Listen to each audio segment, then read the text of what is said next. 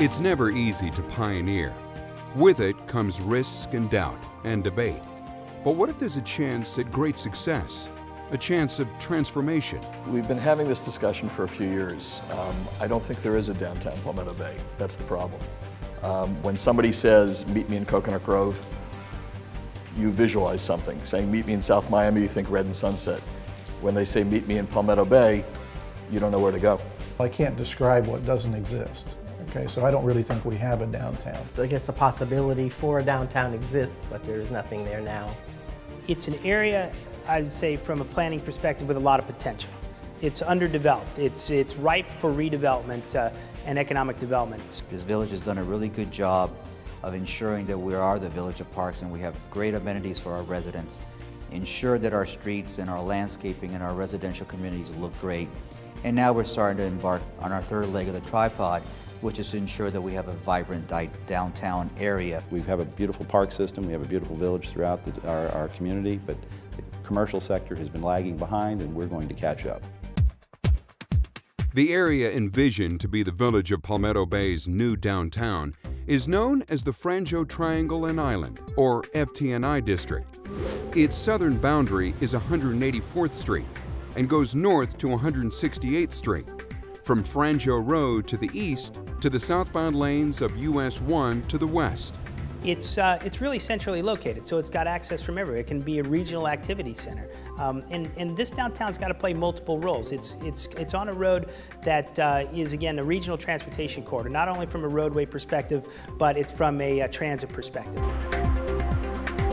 The Florida Turnpike is just minutes away, and the busway that feeds the Miami-Dade Metro Rail system is less than a quarter mile from the area. I have seen traffic counts as high as 70,000 cars a day touted in various pieces of material that have come out, which means quite a few people go through our community every day. Most of them obviously are strictly commuting and they're going up and down the highway to get to where they need to go, while those that stop in our community are frankly a little thin. We don't have a whole lot to draw people into our community at this time.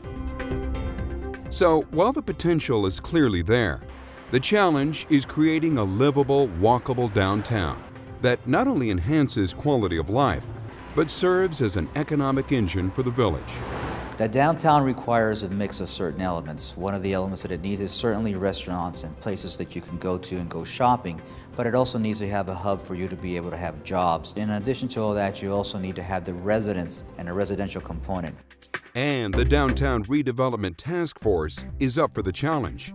The 40-member task force is the largest the village has ever assembled, and these stakeholders are already hard at work. We've brought the best experts that we have from the community. They were vested in this process, and we feel that they will be able to put forth a cohesive plan from each of the different areas and disciplines that are being represented. The 4 subgroups within the task force are funding and finance, planning and architecture, landscape and infrastructure, and marketing and business incentives. It has to be economically viable. It has to work. You can't just magically say mixed use because that hasn't always worked. And you have to pick a bite-sized place. Maybe it's a couple of blocks to start on so that you can show people that it can be done. So what would make this redevelopment work? The task force is looking at what other communities have done. Things like redesigning street patterns, creating pedestrian-friendly areas, and implementing zoning codes that encourage mixed-use development and promote growth. It's a kind of new suburbanism that complements your urban areas. A place where you can go and walk 3-4 blocks from a residential neighborhood and be in a nice, comfortable area. I mean, the fact that we have a large park right next to it gives us a great opportunity to create a green belt, to create a separation from the residential area, and at the same time being in close proximity to it. I mean, for that, it's ideal. Other critical investments have already been made in the FTNI district, from the construction of Palmetto Bay's Village Hall to the county's highly anticipated water and sewer project. We are 2/3 of the way through a $14 million general obligation bond sewer project that's been in the works for now over 12 years. And it is, I hope, going to be sort of the catalyst that is going to now drive some development in this 1 mile range. And it's really in this 1 mile, from 168th Street to 184th Street. So, what are the roles of the public sector versus the private sector? Well, the public sector's role is really basic. To eliminate any of the roadblocks that we might have in any one of our ordinances that's preventing these developers and business owners and the commercial sectors from coming into Palmetto Bay. We need to also ensure that we're open for business and are friendly and that they're not frustrated with our rules and our regulations. In addition to that, we need to make sure that our infrastructure and our landscaping is up to par, that we've done the right job and made our streets and our sidewalks our outdoor living areas. The private sector has to build the buildings, find the tenants, bring in the businesses that can do business here. The private sector is expected to do the heavy lifting. And when they're presented with this opportunity, Palmetto Bay will be ready to go, ahead of the curve. When an applicant or developer comes into town and starts looking where to invest their money, they're looking for a couple of things. One is the space to do it. Two is the commitment from the larger government, because they want to be confident that there's predictability in the system. They want to be confident that they have access to the leaders. They want to be confident that the government cares about them and wants them to be there. So, how much will this redevelopment cost Palmetto Bay taxpayers?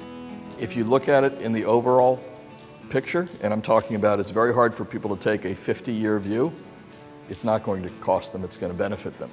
Because if you're going to add to the tax base, I don't think anybody wants the tax base added onto their homes. So the only thing that we can do is add to the commercial. If you increase the amount of commercial development, you increase the tax base on the commercial properties. There's a better question to ask, and I think that is that what is the cost if we don't do this, if we don't have this wonderful redevelopment going on in our commercial corridor? I think to the taxpayers of Palmetto Bay, that is the ultimate cost, and they will have to bear a larger portion of the tax burden for the services that they like to receive today.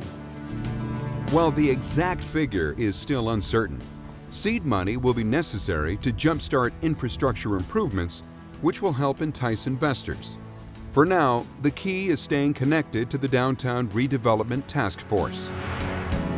Certainly, if you don't get involved, then it's difficult to influence these decisions. Now, a task force like this is not going to make hard, critical decisions, but it may influence policy and may nudge the development in one direction or another. So if you're not involved, then you can't influence that. The village is also doing community outreach.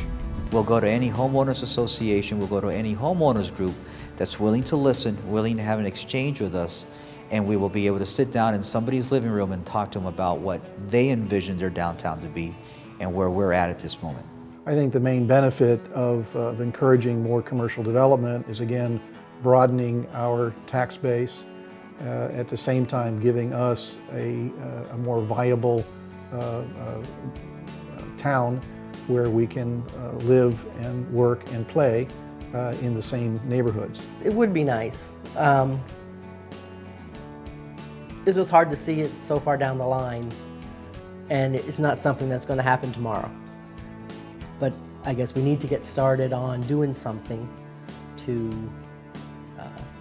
or it'll never happen.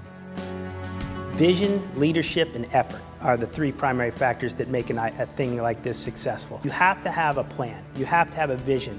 And Palmetto Bay has that vision.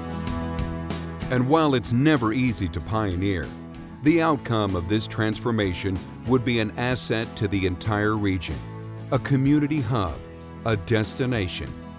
It's a vision with an eye on enhancing the village's overall financial viability, now and well into the future.